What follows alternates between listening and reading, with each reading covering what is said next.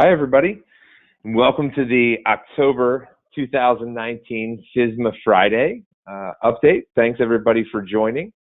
And this presentation we're excited for here on a Friday, and we're going to start through it. But for any of you that are new to FSMA Fridays, for the first-time comers, newbies, just to kind of set expectations on what you're going to get out of the next 30 minutes. We'll walk through a quick update from a FSMA standpoint, any new FDA updates, and then we will go through a specific industry trend, right? And today we're going to focus on hepatitis A as we go through it, and then the final portion of the FSMA Fridays will be a Q&A. So as everyone's logged in here on GoToMeeting, you can see on the little chat window on your right, if you expand it out, you can submit questions. Please feel free to submit questions as we go through it today, and we'll get to those questions at the conclusion of our presentation. We're really excited today to be sponsored, obviously, by the HSIN Group. I have a wonderful presenter here with Ben Miller, who I'm going to get to in a moment. We're also excited that the co-sponsor here today is Food Safety News. I think everybody's pretty well aware of food safety news, and you can understand the topic's quite exciting. So we appreciate the co-sponsorship here today from Food Safety News and TAG, obviously. And my name's Dave Detweiler from SafetyChain, and I'll be the one kind of walking you through the presentation today. As we go through it, just from an agenda standpoint, like I mentioned, if you can submit your questions and answers on the right. You will only see mine and Ben's name, the panelists' names, I should say, up top. That's just done from a privacy standpoint. And also be assured you'll get a follow-up with the recording at the conclusion of this. So if you get pulled away for a moment and you want to come back and rehash a little bit, you'll definitely have a recording for it as well. GoToMeeting, if you're aware, you can click on the Use Your Speakers button, but if you're having any problems with that from your computer audio, please feel free to dial in. And as I mentioned earlier, so our coverage today, we're going to get a quick FSMA update. We'll go through and talk a little bit about hepatitis A, and then obviously go through the Q&A today. So, as I mentioned, joined from the lovely state of Minnesota today is highly touted Ben Miller, right? Senior Director with TAG. He's been in and out of this industry for decades, and I know that's tough to hear, right, Ben? But do you want to say hi to everybody today? Yeah, thanks, Dave. Good morning. Yeah, good morning, everybody, or early afternoon if you're on the East Coast. There you go, right? No one wants to lead with how many decades they've been doing something, Ben, that's for sure. And you'll get a little picture from Dave Detweiler here from SafetyChain, and thank you, everybody, for joining and taking a little bit of time out of your busy day. And we're going to hop right into this. So, as I said, we'll start out with kind of a quick update specifically around FSMA. And Ben, it sounds like there's been some rumblings or some releases for sure out of the FDA. You want to give us a little bit of insight on that?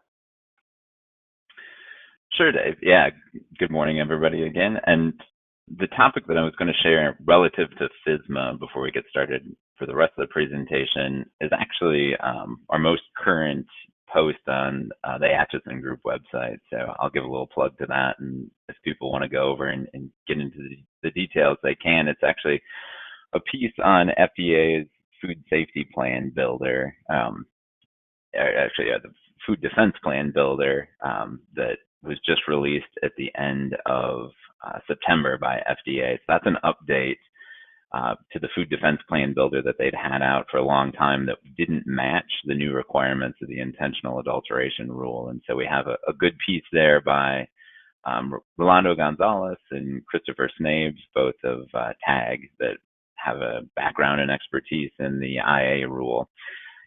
And I know that in visiting facilities kind of throughout the country, it's a question that we ask a lot of times when we're doing our overall risk assessments is, where do you stand relative to the IA rule and building out your food defense plan? And so this is a good resource now that it's available from the FDA. And so I'd encourage people to go to the TAG's website and look at that piece and get a little more background on it. It's good to have the tool updated too, right? A little bit more direction for everybody. I'm sure is greatly appreciated.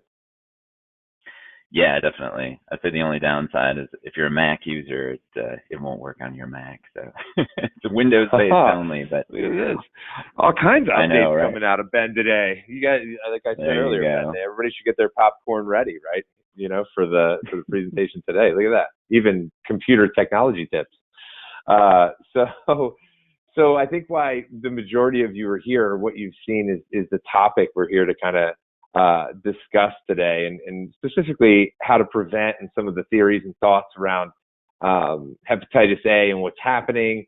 And Ben spent a whole lot of time on this.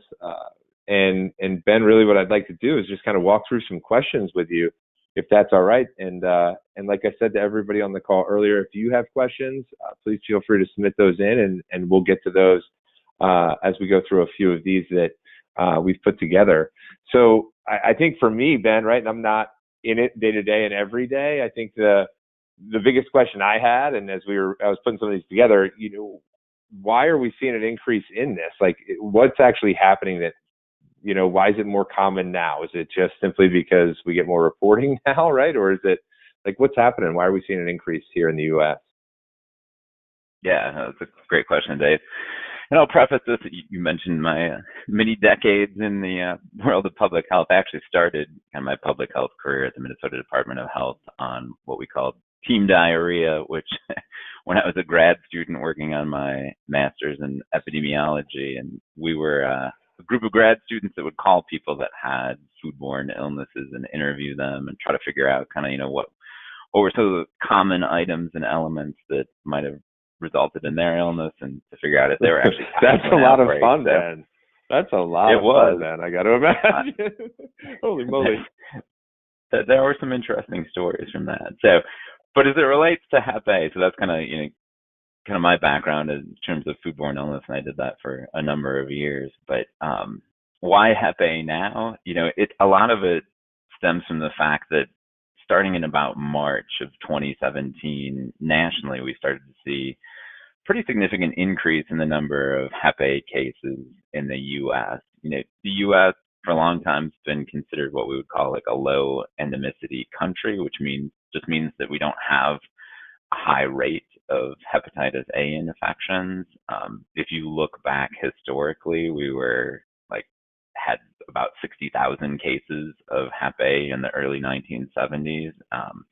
And in 2016, we were down to about 2,000 cases. And that's like almost a 30-fold decrease in the number of cases per capita. And a lot of that's because we understand kind of how the disease was transmitted. And we also started to vaccinate for it in the mid-1990s. And so that's been very successful. But we have seen an uptick in Hep A cases. And, oftentimes Hep A gets attributed to food, and we think about food as a transmission vehicle for it. And certainly that is a route for people to get Hep A. I think the last big outbreak that we had that was associated with a food was back in 2016, associated with frozen strawberries from Egypt. And so we do know that Hep A can be transmitted through food in the supply chain, often produce, but we also think about it in terms of restaurant outbreaks. When CDC actually starts looking at the data, though, what we see, at least in the uptick in cases here in the U.S., is a lot of it, almost all of it's attributable to actually drug use and environments like prisons and homelessness and those kind of settings. So even though we're seeing an uptick, it's not necessarily related to food or restaurant environments, but people hear about it and still think about those. And so it becomes an opportunity for us to think about, just what are some best practices as it relates to employee illness, both in kind of restaurant settings, but also in food processing or food manufacturing settings as well. It's something you never wanted to be associated with, that's for sure, right? So I think that's probably why it gets a lot of the acclaim, right? Maybe, right? A lot of the news and the breaking, is around that. You don't want to be in a restaurant or be associated with that, obviously, around food. So you mentioned a little bit about the populations kind of where it's starting or where you kind of see it coming from. But from a standpoint of, who is the greatest risk Is it kind of the traditional components we would normally look at, or who's the greatest risk for contracting Hep A? Yeah, and right now, kind of it's those populations we talked about, those that might be associated with, illegal drug use or homelessness or kind of prison environments, things like that. Those are the highest risk populations. But, certainly when we think about food service and, food processing environments, and in particular food service environments, that's where we've seen, transmission from ill food workers to patrons. And there definitely have been outbreaks of Hep A, especially in the northeast and southeast portions of the U.S., as sort of the rate of illness within the population increases. So if there is kind of a community outbreak of Hep A occurring, whatever the source, that can lead to, at least a greater risk of transmission, potentially in food service environments in those settings. So if a county, for example, might be experiencing an outbreak within the community, that means that, transmission in restaurants or those kind of environments, the risk could also increase as well. And one of the things that's challenging with Hep A is that people can actually shed and transmit the disease from like 10 to 14 days before they actually become symptomatic, and for 7 to 10 days after they're symptomatic. So somebody can be sick with Hep A and transmitting it before they even actually develop any symptoms. That's one of the biggest challenges from kind of a disease control standpoint, especially in an environment like a restaurant. I'm curious, you mentioned, Ben, northeast and southeast, I think, or southwest. Is there any, why? Do you know why that happens in those areas? Or is it more of a cluster of the individuals that you mentioned? Or has it been, linked to anything? Yeah, in those settings, that it can be related back to more of that person-to-person transmission. Again, kind of the drug use, things like that. So it's less probably restaurant-driven, those increases in community cases than some of those other higher risk practices. And actually, I'll put a plug in for a webinar that the Association of Food and Drug Officials did at the end of September, which is available on YouTube. So if you go Google Association of Food and Drug Officials, they've got a really nice webinar that describes a lot of the public health background of what we're seeing an increase as it relates to Hep A. So if you want to learn more kind of about that, kind of the CDC's angle on that, I would recommend that webinar for people that are interested. Dropping knowledge for days here, Ben. It's great, right?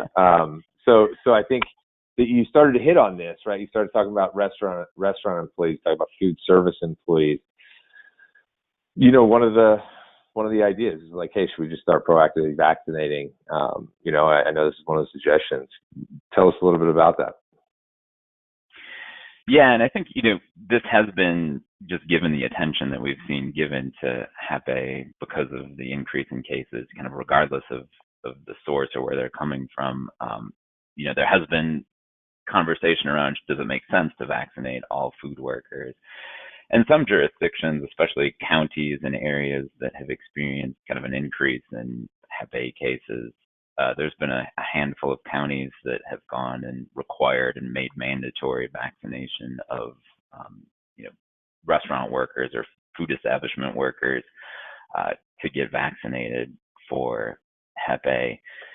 That's not something that the CDC specifically recommends. And when you look at recommendations from the CDC or states like New York, and New York has certainly experienced an increase in cases as well, they aren't recommending that food workers be vaccinated just because they're food workers. There's a couple reasons for that. One is there's not a lot of evidence that food workers are at any greater risk of acquiring Hep A than other people in other occupations. And when you look at Hep A cases, only about 2 to 3% are acquired through actual restaurant food exposures. One of the other challenges is that you do have fairly significant employee turnover in the food service industry and, in certain segments of the food processing industry as well, which can make it difficult to vaccinate staff.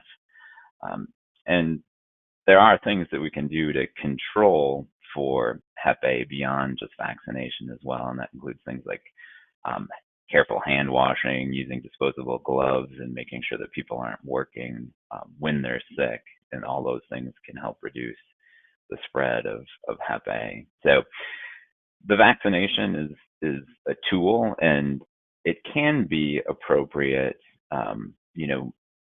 in settings where food service workers are, say, in a county or a region where there's a community-wide outbreak that's been recognized or that's ongoing. So even though it's not broadly recognized, if you have sort of these hot spots throughout the country, then certain states are recommending that food service workers could be vaccinated in those settings.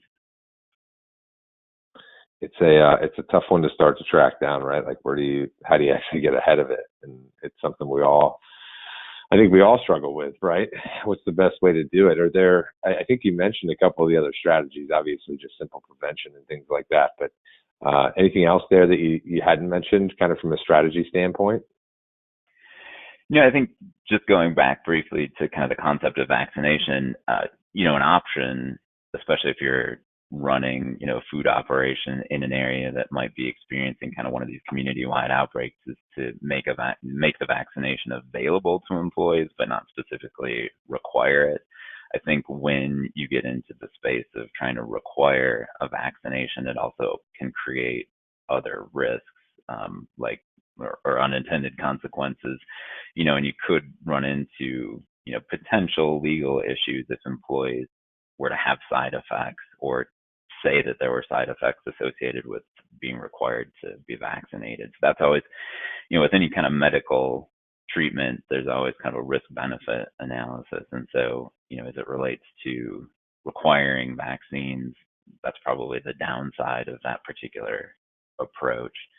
Aside from vaccination, a lot of it's kind of good public health, good common sense, good hygienic practices. So hand washing, eliminating bare hand contact with ready-to-eat food.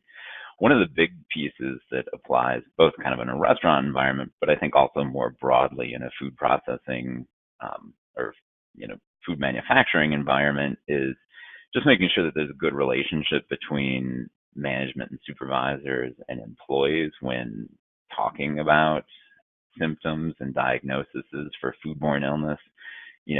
Stepping back specifically from hepatitis A, you don't want people to be working when they're potentially sick, especially around ready-to-eat food. And so making sure you've got good systems in place and that you've got good relationships with your workers so they feel like they can come and share that information, and coming up with ways to make sure that they're reporting that, because we obviously don't want people working while they're sick around food. And in the case of Hep A, there's specific exclusion or restriction requirements, in restaurant and food service environments that, the CDC and FDA talk about. And we can mention some resources at the end of this webinar, and if people have more specific questions about what those are. Nice.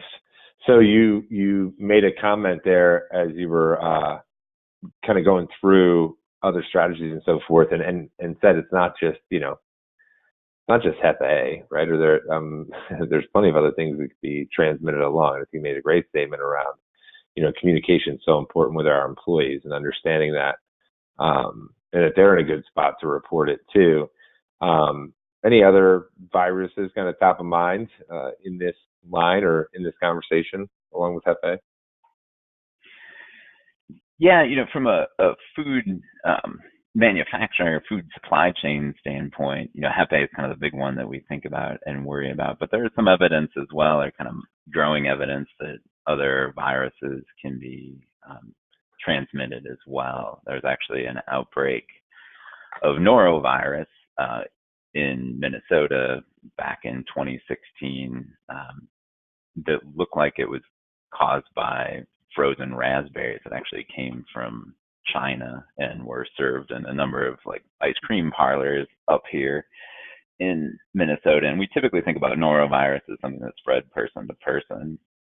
But again, I think, as our epidemiology gets better, kind of as our ability to detect and trace back and and triangulate things gets better from both a public health, regulatory, and industry standpoint, we're going to start to see and understand that there are other viruses that can be transmitted through the supply chain as well. And the norovirus outbreak is just one example of that. And so again, employee health and hygiene is really important throughout the supply chain, as well as water sources and things like that. It's one of the challenges when we think about Hep A is that oftentimes, given the sporadic nature of outbreaks that are associated or tied back to food and usually produce, it's not clear where the contamination may have actually happened within the supply chain. Is it an ill food worker? Is it a water source? Because you can have produce harvested in parts of the world where the water can be contaminated with Hep A, and so we're still working and understanding sort of what those risk factors might be for those kind of outbreaks. That's you're just making everyone's head get a little bit tighter, right? I mean, oh man, something else we should keep an eye on, right? Is that what's happening, right? We talk about this, and I actually saw a question come in too that I've kind of mixed into this question a little bit, if you don't mind, Ben. Always on the fly here, FSMA Fridays, right? But employee illness, in the facility, like you talked about, it's so important.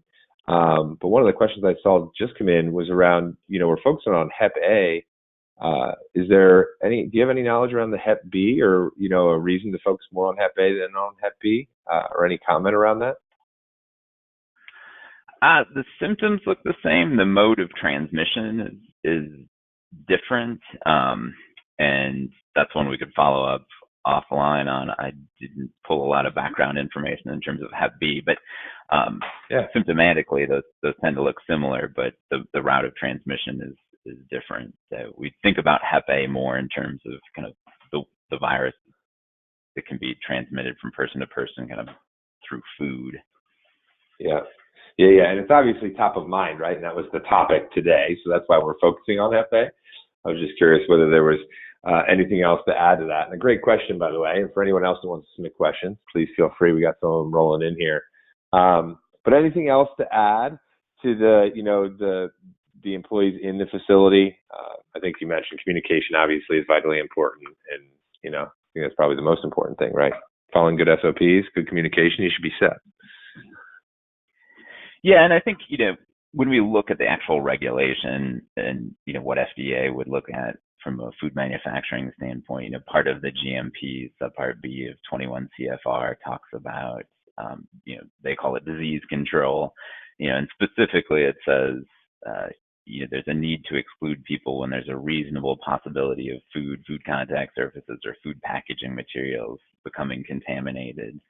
And so not just Hep A, but any kind of potential foodborne illness. So if you've got somebody in your facility that might be sick, that's vomiting or has diarrhea, they should not be in contact with, especially food handling in general, but especially if there's ready-to-eat food that's being produced or handled in that facility. And, they should really be excluded from contact of any food for at least 24 hours. FDA has got a good employee health and personal hygiene handbook. If you just Google FDA's employee health and personal hygiene handbook, it'll come up. It goes back to 2009, and they've added in some new information in 2016.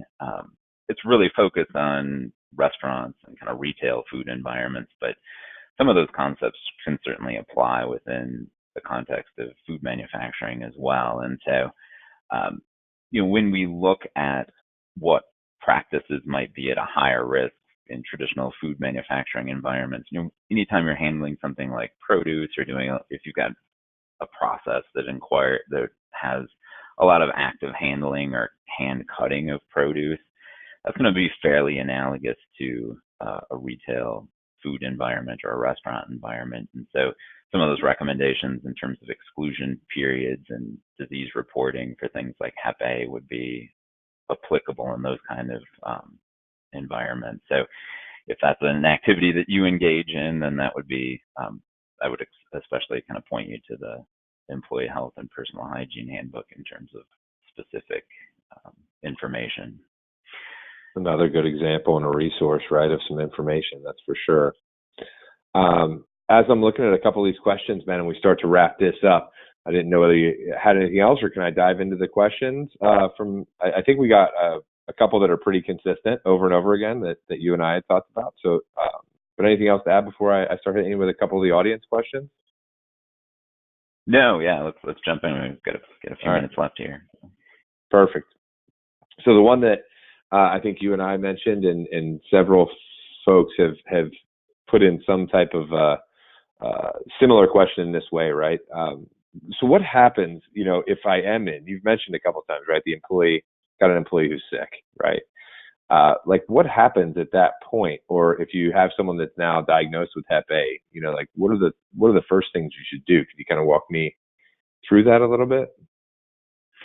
Sure. Yeah. So, with regards to just employee illness in general, and specifically for Hep A, you need to look at the process that you have. I mean, for most definitely, if anybody's actively ill, they should be excluded from, direct food handling activities, period. And there are options depending on what process you have. So if you've got a food manufacturing process that's fairly closed, for example, you may be able to reassign somebody that has experience but is no longer symptomatic with the particular foodborne illness to another activity that's not directly in contact with food handling, for example.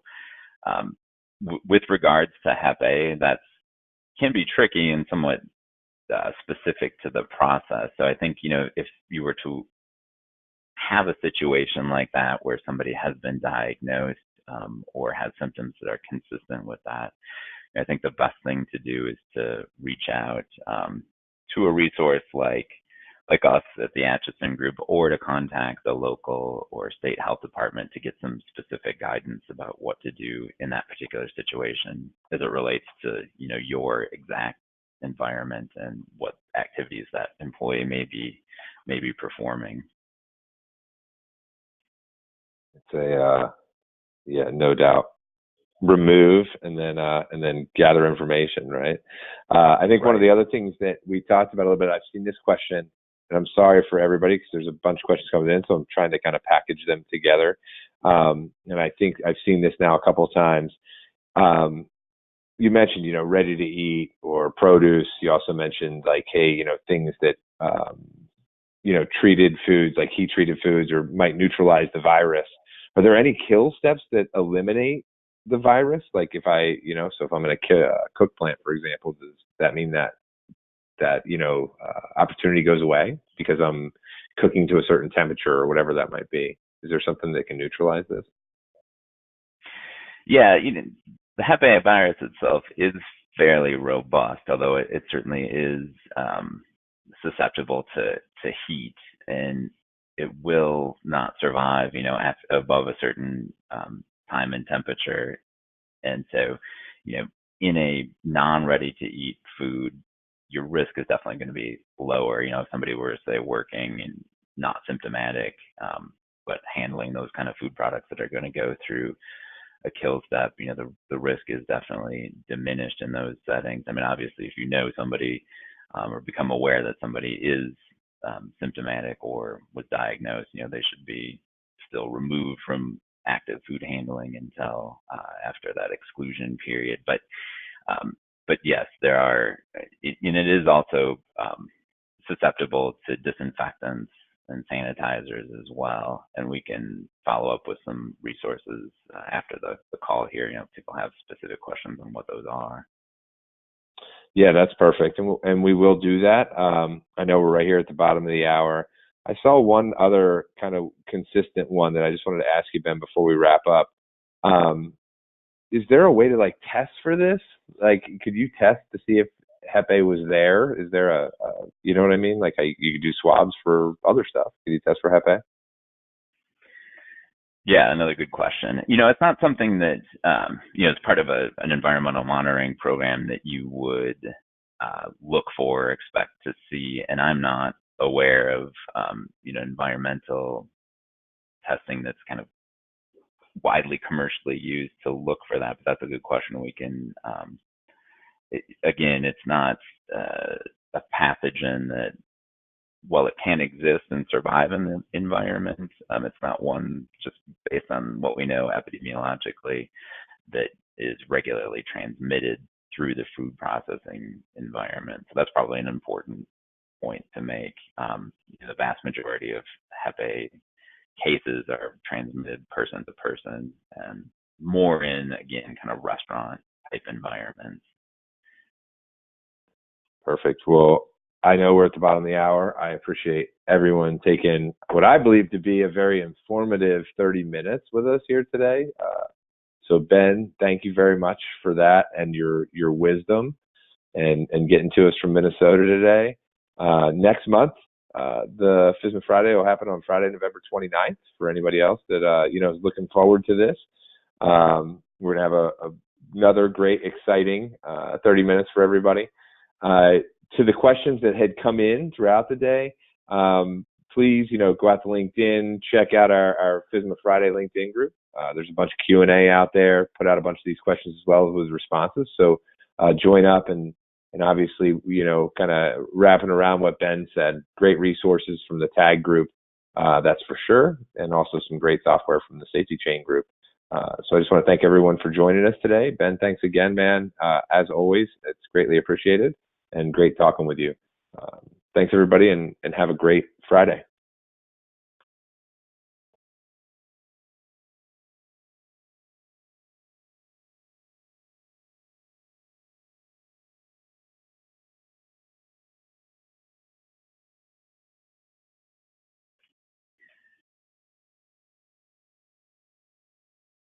All right. Are you still there, Dave?